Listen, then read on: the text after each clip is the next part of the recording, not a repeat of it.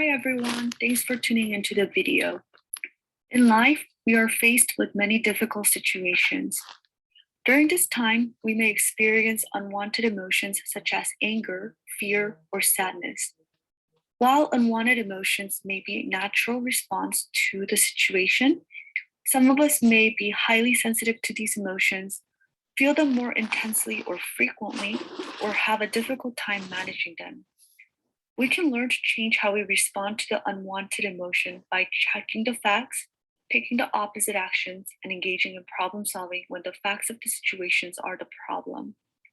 In this video, I will focus on how to check the facts and how to engage in problem solving. I will use a 7-step model to demonstrate how to problem solve in a dialectical behavior therapy or DBT. Before we get started, we have to make sure that there is an actual problem to be solved. There are many problems that fit the category, such as your car breaking down the day before an important interview.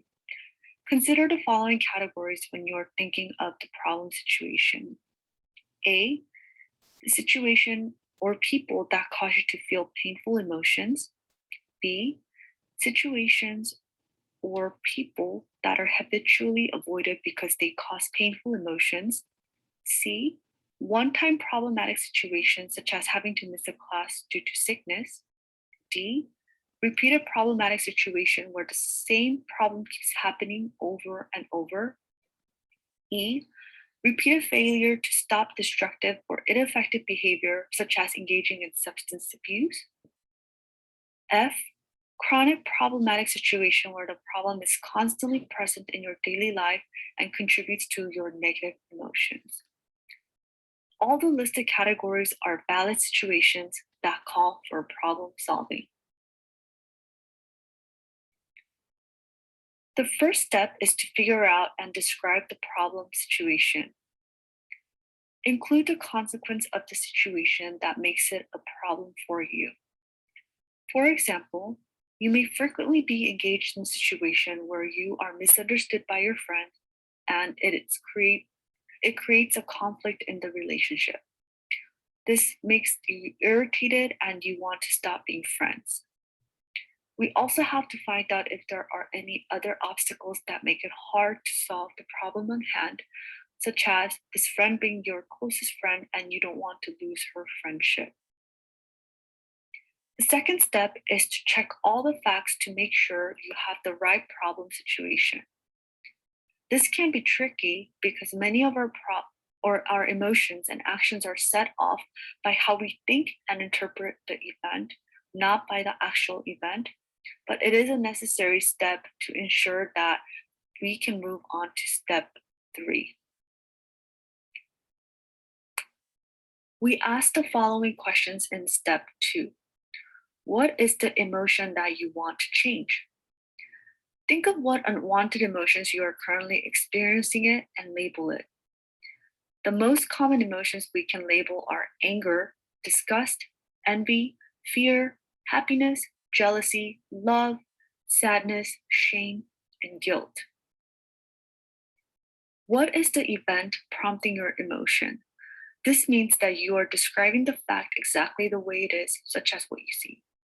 The key is to describe the event without any judgment and your own interpretation. For example, you can say, I was feeling upset because I saw my friend whispering to another friend in the lecture hall, and she briefly turned around towards my direction and I saw her looking at me. What are your interpretations, thoughts, and assumptions about the event? This means that we look for any possibilities of the situations. Using the same previous example, we can think, well, there were 100 other people in the lecture hall and she could have been looking at someone else. Or someone walked in late and few other people turned around to see who that was. After that, we ask, are you assuming a threat? This means we analyze what the threat may be in the event and see how likely the threatening event will actually occur. For example, you believe that your friends are whispering, which could lead to spreading rumors about you. You can start analyzing how likely this event will actually occur, given the fact that there were other factors described above that had nothing to do with you personally. You also remember that you have whispered with the same friends in the lecture hall, so you don't disturb other students around you. In this way, we can recognize the likelihood of rumor spreading about you is probably not likely. Then we ask, what's the catastrophe? Here, we think about the worst case scenario of the event that is causing you to feel this way. We tend to exaggerate the negative parts of the facts when we are thinking about a bad situation. If spreading rumor does in fact happen, we can find how we could actually solve this catastrophe using different skills we have acquired. Lastly, we ask, does your emotion and or intensity fit the actual event? After analyzing the situation, we check to see if how we are feeling at the moment fits with the facts. This means that the emotion we are trying to change has to match the actual event. We also check if the intensity of the emotion matches the facts.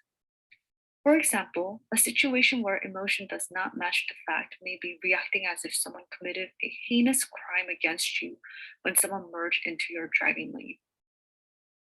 By examining how we interpret the event and checking to see if the emotion we are feeling fits the actual event, we can change how we react to the event.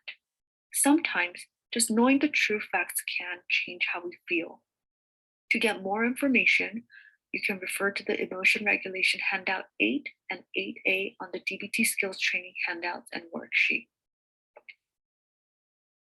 If after checking the fact, you determine that the facts are correct, your emotion fits the facts, and the situation itself is the problem, we move on to step 3, which is to identify your goal in solving the problem. The goal can be kept simple and realistic, such as, I want to reduce my judgmental language towards my body. The idea is to identify what action you need to take in order for you to feel okay. In this example, the end goal may be that you want to have more positive relationship with yourself by reducing the judgmental language. In step 4, we brainstorm as many solutions as we can. This is the time to get creative, and the idea is not to be critical or judgmental towards any of the solution. Just list as many as you can think of, and you can even take suggestions from other people you trust.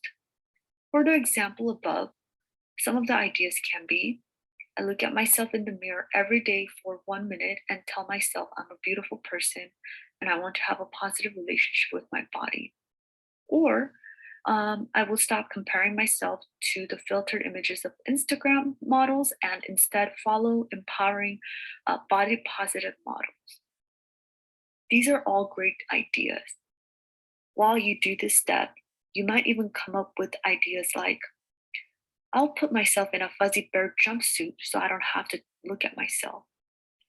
If something like this comes up, put it down as well. Remember, we are writing down as many solutions as possible at this step without evaluating them. In step 5, we are going to choose a solution that fits the goal and is likely going to work. If you're trying to decide which solution is the best one out of all the solutions, pick your top 2 choices and we can do pros and cons to compare the solutions. In the above situation, let's just say that I chose looking at myself in the mirror and wearing a fuzzy bear jumpsuit as my top choices. An example of a pro with the first option is that I can decrease judgment by getting used to how I look instead of avoiding. I'm also acknowledging what I want to change and making a commitment every day.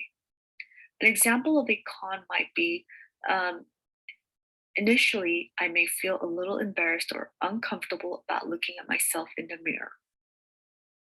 An example of a pro about wearing a fuzzy bear jumpsuit is that I don't have to deal with looking at my body and I can just hide in the comfortable suit. One of the downside of this is I am not giving myself the opportunity to love my body because I'm avoiding, which can prolong my misery of being judgmental or using judgmental language towards myself. It will also be very hot to wear a fuzzy jumpsuit in the summer, so I would have to blast the AC, leading to a higher than usual AC bill. After doing the pros and cons, I come to a conclusion that looking at myself in the mirror and saying my commitment is the better option. Step 6 is all about putting your solution into action. Now that we figured out what we think is the best solution, we try it out in real life. It's okay if you're taking baby steps to try out the solution. Give yourself time to experience what the solution is like.